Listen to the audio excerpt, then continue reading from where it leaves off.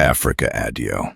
Africa audio, जिसे America में Africa blood and guts के नाम से जाना जाता है, अब तक की सबसे मुतनाज़िया दस्तावेजी फिल्मों में से एक है।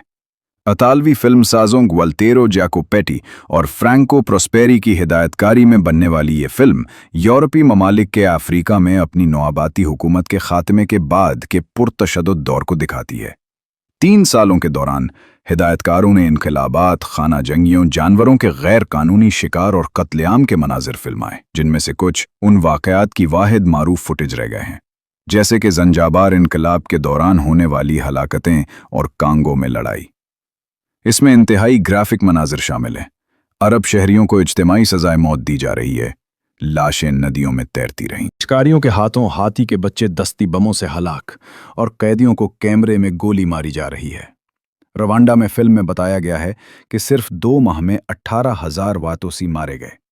कोंगो में बागियों ने कत्ल किया, जला दिया और यहां तक कि अपने शिकार को खा लिया। फिल्मसाज अक्सर उन लम्हात को हेलीकॉप्टरों से या करीब से फिल्माया करते हैं। एक रावी के साथ वाक़यात को सर्द, जज्बाती लहजे में बयान किया जाता है। जहां फिल्म को इसकी नायाब और ताकतवर फुटेज की वजह से सराहा गया, वहीं उसे नस्ल परस्ताना और इस्तेहसाली होने की वजह से शदीद तनकीद का निशाना बनाया गया।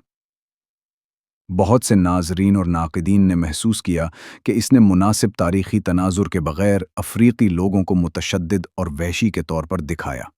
अमरीकी वर्जन ने पस मंज़र की बहुत सी मालूमात को काट दिया, जिसकी वजह से जैकोपेटी ने इसे धोखा दिया। एक मौके पर उसे गिरफ्तार भी कर लिया गया था, क्योंकि हुक्काम का ख्याल था कि इसने सिर्फ फिल्म के लिए एक हकीकी फांसी की फिल्म बनाई थी, लेकिन बाद में वो मुजरिम नहीं पाया गया।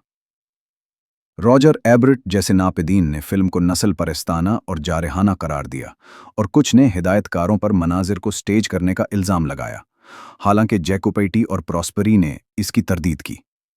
ज़ेरे ज़मीन बच्चे, चिल्ड्रन अंडरग्राउंड, जिसकी हिदायतकारी एडिट बिल्सबर्ग ने की है, कम्युनिज्म के ज़वाल के बाद रोमानिया के शहर बखारसट की सबे सरंगों में रहने वाले बेघर बच्चों के बारे में एक दिल दहला देने वाली दस्तावेजी फिल्म है। फिल्म 5 बच्चों की पैरवी करती है: क्रिस्टीना, मैक्रीना, मिहाई, आना और मेरियन। जब वो गुर्बत, लत और तशद्दुद से भरी दुनिया में जिंदा रहने की कोशिश करते हैं।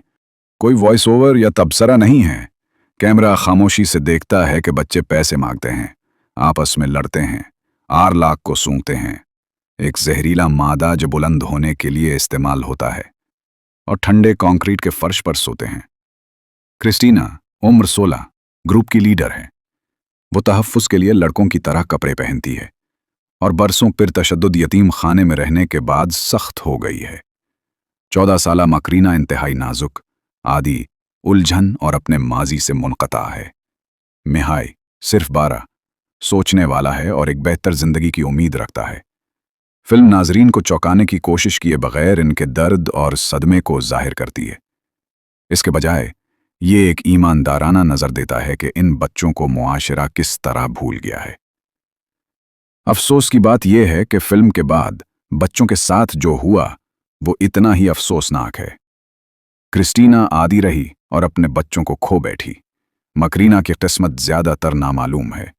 मिहाई ने थोड़ी देर तक इस्तेहकाम हासिल किया, फिर सड़कों पर वापस आ गए। मैरियन को एक पनागाह में रखा गया था और उसे सेहतयाब होने के काबिल समझा गया था। तोहफा, द गिफ्ट, जिसकी हिदायतकारी लुइस होगर्थ ने की है, एक परेशान कुन दस्तावेजी फिल्म है जो बुग पीछा करने की छुपी हुई दुनिया को देखती है। ये एक ऐसा अमल है जहां कुछ हम जिन्स परस्त मर्द जानबूझकर HIV से मुतासिर होने की कोशिश करते हैं। फिल्म 2 आदमियों की पैरवी करती है, डोग और कैन बॉय, जो खुलेआम अपने फैसले के बारे में बात करते हैं, जिसे वो HIV का तोहफा कहते हैं। डोग हमजिन्स परस्तों की कम्युनिटी में नापसंदीदा महसूस करने के बारे में जज्बाती तौर पर बोलता है।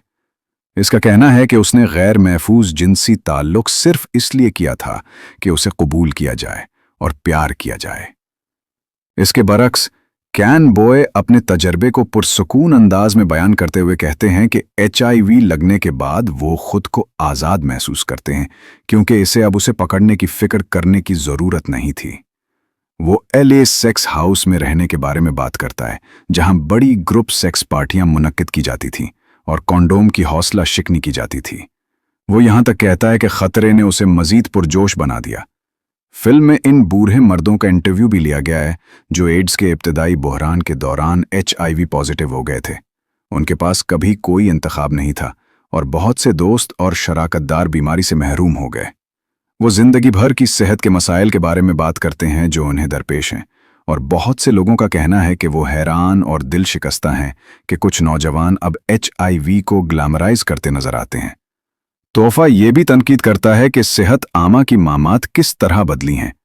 संगीन खतरात को जाहिर करने के बजाय कुछ इश्तिहारात सेहतमंद नजर आने वाले खुश लोगों पर तवज्जो मरकूज करते हैं, जिससे HIV को हकीकत से कम खतरनाक लगता है।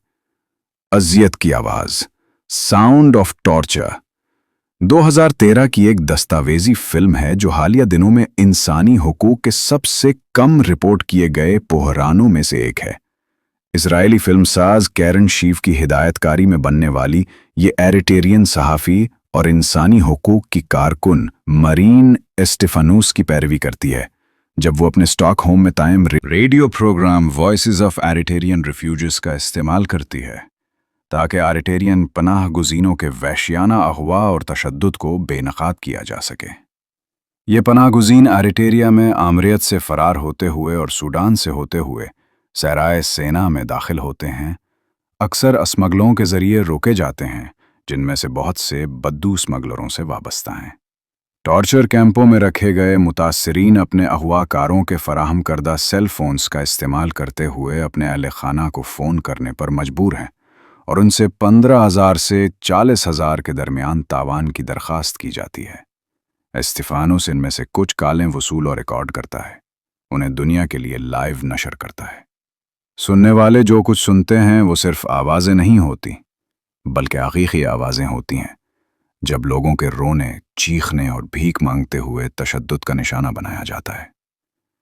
3 एक जैसे अजनबी, 3 आइडेंटिकल स्ट्रेंजर्स, 3 मर्दों, एडवर्ड गैलंड, डेविड किलेमन और रॉबर्ट शैफरान के बारे में एक दस्तावेजी फिल्म है, जो पैदाइश के वक्त अलग हो गए थे और मुख्तलिफ ख़ानदानों ने ये जाने बगैर गोद लिए थे कि उनके भाई हैं।